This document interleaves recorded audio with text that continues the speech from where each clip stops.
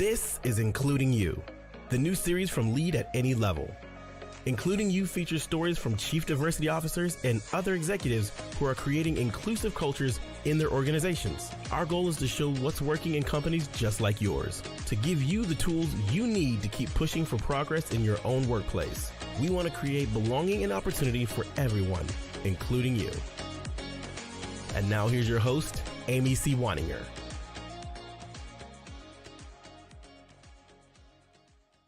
My guest today is Taheti Watson, who serves as the Chief Diversity, Equity, and Inclusion Officer at Canopy Children's Solutions. Founded in 1912, Canopy Children's Solutions provides behavioral health resources, education, and social services to help children and families thrive, despite extraordinary challenges. Canopy is a nonprofit organization with 170 employees in Jackson, Mississippi. Taheti, welcome to the show. Thank you, Amy. I'm excited to be here. I'm excited to have her because, number one, she works at a not-for-profit, and a lot of times I hear from not-for-profits, we just don't have the resources to devote time and energy to diversity, equity, and inclusion. Number two, it's a mid-sized company. 170 employees is not a gigantic organization. So sometimes smaller companies say, we don't really need that. We're not big enough yet. And third, I'm just glad to have her here because she's an amazing person. You've been with Canopy for 11 years, 4.5 in your current role as Chief Diversity, Equity, and Inclusion Officer. Can you tell us a little bit about that journey from Director of HR to Chief Diversity Officer? Sure. And let me just put a little correction in. We're 500, a little over 500. We started out with 200 employees and we quickly grew to 500, providing solutions. And I started out as the HR director, and I've always been about giving people the tools and the space they need to grow. So I like to tell people I've always been low-key diversity, equity, and inclusion, just didn't call it that. It was more of we're knocking it out of the ballpark with our solutions. We're hiring people, but we need to figure out how to close the back door. Like our back door was like an evolving door. I'm being really transparent. And so our CEO was like, how can we close the back door, Taheti? And I started about looking at engagement efforts, looking at making opportunities for all employees and looking at the gap. So I really was low-key doing some of the work before my promotion. I want to pick up on just something that you said there. I think it's so important because I think a lot of people in companies and a lot of executives in companies don't necessarily understand why they need to focus on diversity, equity, and inclusion in their organization. They may think everything's fine, culture's good, we don't have problems. A lot of times when I show up as a trainer, a facilitator, as a consultant, somebody wants to know who did something wrong that they brought you in. And that's not the case. If somebody's done something wrong, that's a whole different problem. But this notion of, look, we've got turnover and we don't understand why. People are leaving our organization and we don't understand why. And it's hard to grow a company, like you said, from 200 to 500. That's a lot of work. But it's even more work if you've got to replace half of that 200 every year because you can't keep them. And then you've got to replace 30% of 300 or 40% of 400. Like that really taxes an organization. And so this notion that you were already looking into this and he said, hey, how do we solve this? And you're like, hey, I've got it. We need to be more inclusive. So what did that look like for you and for your company, for Canopy? What were you able to pinpoint a specific problem that you wanted to solve, or was it more overall? You said something about the culture and everything is fine. And I always ask organizations, or when someone is asking me, what do we do? How do we get here? Because we seem to be fine. By whose standard? Who did you ask? Did you just look and say, oh, they look like they're thriving. They look like they're surviving. But did you ask? So we thought we had a great culture. We definitely know the why, but a lot of businesses don't understand the why. They think it's just the right thing to do, but it's broad. And that's a different subject that we can cover at a different time around the why. But if you don't know the real reason why you need to embrace inclusion, then you're missing the bigger picture. And so we started with a survey, with an engagement survey. And I could tell you it was like pulling teeth because there was no trust. So the foundation of building the trust, listening to the employees' voices. But before we can listen to the employees' voices, we need to capture them. How can we capture them if they don't trust us to do right by them? We expect them to do right by our families and our children. And if you're in the business of making a product, your customers expect you to do right by the product, to be socially responsible for the environment. But if we don't ask, we can't assume that we can say 100% that we have the best culture. And if we say that, does that match our retention? And so we started out with an employee engagement survey. That's really important. And one of the things that I'm very fond of is, number one, measurement, right? Because you can't manage against something that you don't have a baseline measurement for. Right. So if you don't know what your turnover, so if you're listening to this and you don't know what your turnover numbers are, go find out. If you don't know what your time to close position is, go find out. If you don't know your average longevity in a role, go find out. If you don't know who's in your organization because you've not captured demographic, self-reported demographic information, go find out. Because if you don't have any numbers, you have no idea if you're moving in the right direction or not. So that's the first takeaway I got from this. But the second thing that I took away is something that I tell people a lot. Every organization is inclusive for somebody, but very few organizations are inclusive for everybody. And so the question isn't, are we inclusive? Are we not inclusive? It's, who are we inclusive for? What's that definition that the organization is using for diversity, equity, and inclusion?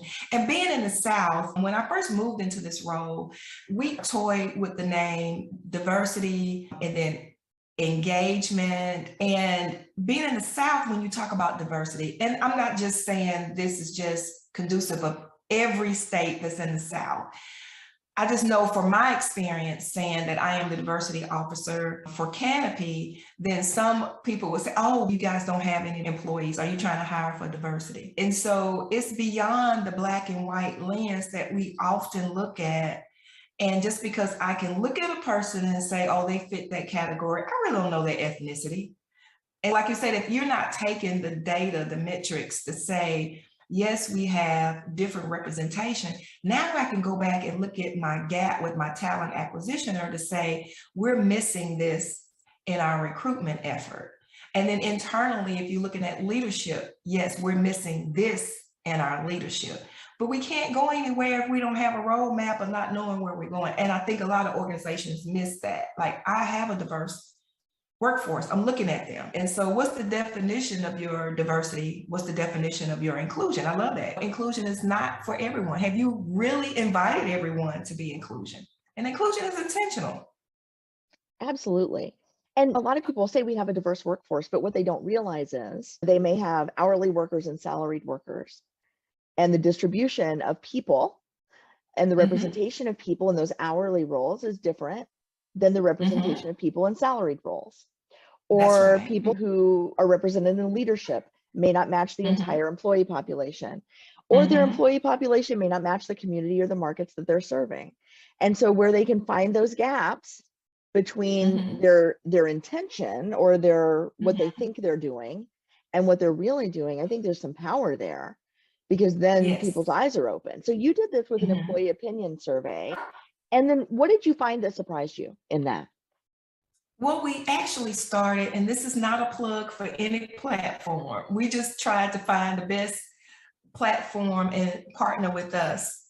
We started out with Gallup, and Gallup gave us those 12 questions for engaged, disengaged, actively disengaged. So we used that platform for a very long time.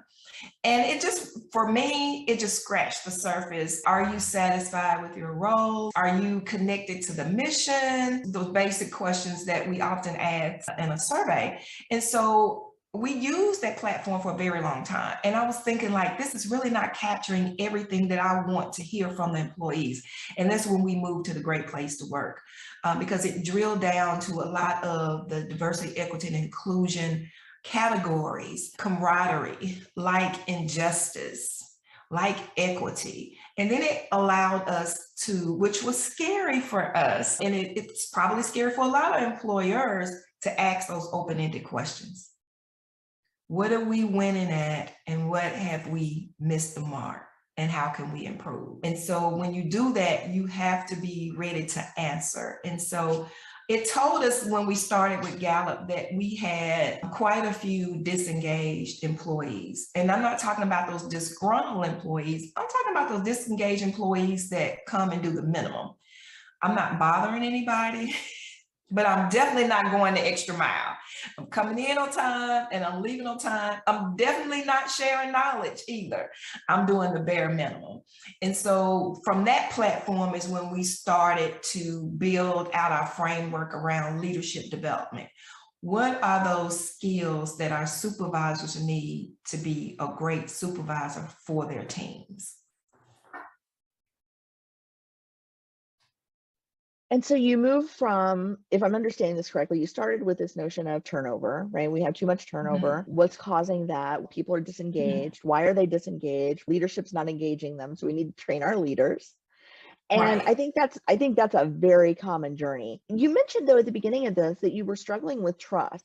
How did you overcome that trust barrier between what people were really thinking and what they were willing to share with you? It took a while. It took almost 3 years. So our CEO, shameless plug, because I just love our CEO, John Damon, he started what he likes to call MBA school with the core leaders. And so our core leaders are those who are in director roles that are responsible for different solutions and departments. And so we went through a series of reading books and having conversation. One of them was Good to Great, the ideal team player. There's no meeting after the meeting. So we had to model those things that we expect our employees to model. But the first foundation of the trust is that I told you that when we took our first survey, it was like pulling teeth. We didn't have very many people that responded. And that before I came on board, it could have been trauma. It could have been trauma from when they came from a different organization to say, surveys don't matter. We could give our voice, but nothing's done. And so our CEO and I was like, we're not getting very much traction. And the senior team and the CEO said, whoever responds to the survey, we need to make sure we move from awareness to action. And that's when we started the ground, tilling the ground for trust, because we took the information with 30% of our workforce, which is not very much from our very first survey. And we started to till that land. We started to move from awareness to action. We started to take some of those voices. So the next year, some of the employees they kept their word. And so every year we begin to see an increase of responses from our employees. But we didn't just stop there with our survey. We realized we wanted to put other mechanisms in place that were valuable to our employees to listen to their voice. And so along with trust comes transparency. And so we added some other layers around our employee engagement effort, starting with our evaluation, and not just your job satisfaction. Are you satisfied with your role? Are you satisfied with your salary and your benefits?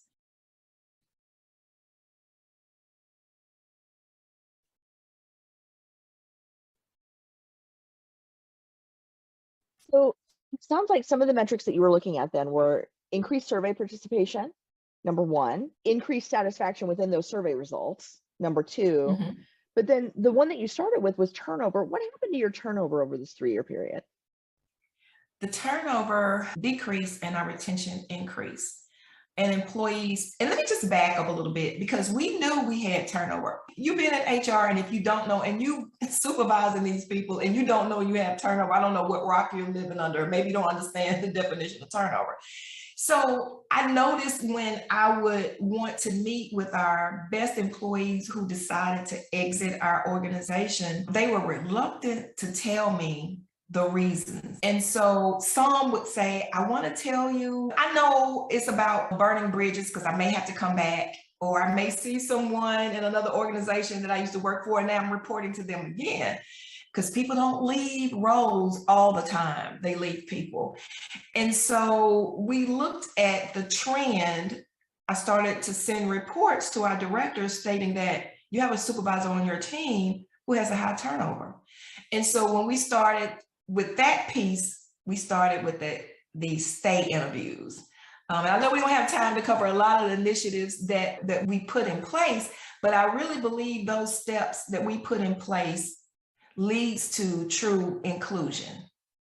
It gives transparency, it builds trust, and it opened the doors to find out who have we missed in the underrepresented category that we assume that we gave them what they need, like someone with autism, someone that has a disability that's not seen. We had a few employees that were at some entry-level positions doing training. We realized they wasn't comprehending well. So we put in place, like some of those universities, supervisor come along beside them and help them work through that process without shame and without blame. And so we just started to put in place, we see the retention, and our retention began to increase with overtime. We found out our turnover was happening within 1 to 2 years. And I do know between 1 to 5 years, the turnover with our younger millennials and our Gen X, they don't really stay with an organization very long. And I know that could be a stereotypical comment coming from an HR person, but I have seen those percentages where they move around. It's not, and it may not even be anything against the supervisor. It's just that I can't grow here. I don't have a path here. But having a turnover in the first year was alarming, because you spend so much, you do training and you go in the organization, you spend so much money onboarding a new hire, and offboarding is just as expensive. And so we tried to make sure that the roles was not a real unrealistic preview, because we are in the behavior health, working in the communities. But it really was a link around giving our supervisors the tools. So as we grew in our knowledge and create an inclusive work environment, we did lose some people along the way that just could not get with embracing the new culture. We had people that had been with our organization for a very long time that decided to exit. So I don't want to really just hammer on those between 1 and 5 years. We did have some that were 5 and beyond when we started to change the culture, that they no longer felt that they were a good match. Yeah, and I think going to this notion of turnover, some turnover is healthy in an organization, right? Because you want people who are not going to re-engage or who are not going to stay engaged. You want them to go find someplace where they feel purpose, and you want to replace them with people who feel purpose in that spot. So some turnover is healthy for an organization in that sense. But I think it is important to note that sometimes when we make big changes, when we change the focus, or our values as an organization evolve, there are people who are going to resist that to the point where they opt out. And I think going back to that why, if we lose one person so we can keep 20, if we lose one person so that we can grow profitably, if we lose one person so we can serve our community better, those are the kinds of trade-offs we're talking about, right? Yes. And so I'm curious, because you work in the community and because you serve families and children specifically, what change, you did all this work to change on the inside of your organization. What impacts did that have externally for your organization? What did that do for Canopy in terms of its ability to serve clients, its ability to show up in the community, demand for services? What did that look like? We did not have any issues with children and family needing services. We did have a few pockets of areas where our employees were not given their very best, and those are the ones that found an exit plan, or we found an exit plan for them. But I think the bigger story is learning to embrace diversity and health equity and inclusion from a standpoint, understanding it within our organization is always impactful for our community, because we do have different ethnicities and race and ethnicity and gender working in communities that are different. So if you don't really understand those stories and understand those backgrounds, it's really hard to connect the family with a kid who may be struggling, but they may be raised by their grandparents who think that they're just bad, and not really understanding and having that conversation with that grandparent coming from a therapeutic solution environment, but being able to connect with that grandparent because they understand the background and they understand the culture. So that's what I'm doing now in the space. We like to call them sitting and learning and curiosity. So we have different lunch and learns, bringing different perspectives to the table. And I'm conducting a lot of, we don't call them training, I call them listening sessions, because I don't want people to feel, well, you're doing DE&I training and that's a check in the box. There's always something after a DE&I learning, because I've learned from hearing and sitting in some of the trainings that if you don't have a grounded understanding, it leaves you empty, and it leaves people with questions. Maybe they're not from the Black and Brown community, and that session was about that, but you didn't have any follow-up, and now that particular group is afraid to ask a question.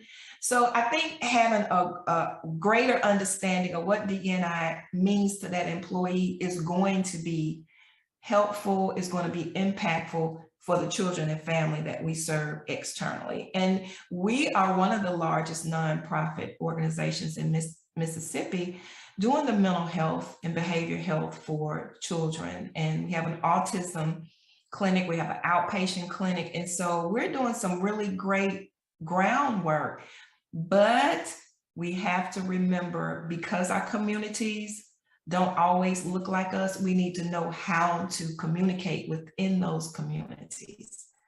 And so that's the work that we're doing internally within Canopy. So it sounds like, if I can recap what I think I heard you say, you've developed this capacity for empathy internally among employees for each other. That empathy then has expanded into the services that you provide and the way you provide those services to your clients, your stakeholders in the community. And then you're also able to teach those tools for empathy across difference to the families that support the children that you're supporting.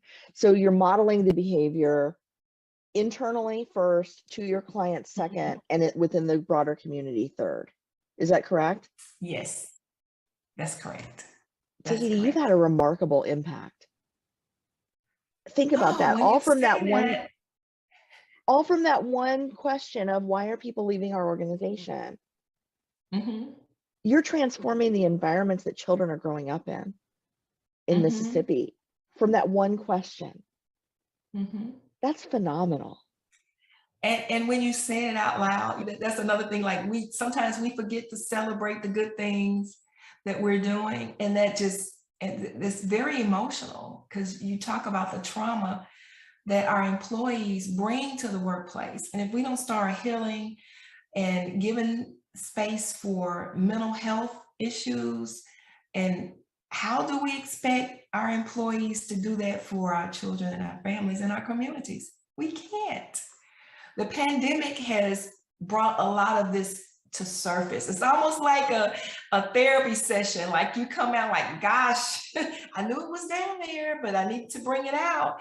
And so we have to be realistic when we're building that foundation to embrace all employees, and whatever category they fall into. We got to, I know we didn't say this earlier, but we got to remember the mental health aspect of trauma that people bring to work, and how do we maneuver around that? What are some of the resources that we need for our employees, especially if you're in this work and you're expecting that employee to go out and serve that child and that family?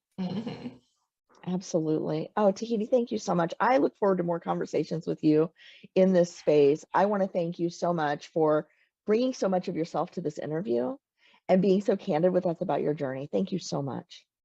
Thank you so much, Amy, for inviting me. It was my pleasure. I enjoyed it. If you've enjoyed this episode, follow Lead at Any Level on LinkedIn and YouTube. Then join us for Including You video simulcast every Thursday at noon Eastern. Including You can also be enjoyed each week as part of the Living Corporate audio podcast series. available on all major podcast platforms. Learn more at living-corporate.com. Including You is brought to you in part by Lead at Any Level, a boutique training and consulting firm improving employee engagement and retention for companies that promote from within. Lead at Any Level. Leaders can be anywhere and should be everywhere. Learn more at leadatanylevel.com. Lead at Any Level and its logo are registered trademarks of Lead at Any Level LLC. The views and opinions of guests on our show do not necessarily reflect the positions of Lead at Any Level, Living Corporate, or the sponsors of Including You. That's it for this week's episode of Including You. Join me next week when my guest will be Dr. Rayshawn Eastman from Mount St. Joseph University in Cincinnati, Ohio. We'll be talking about applying design thinking to diversity and inclusion.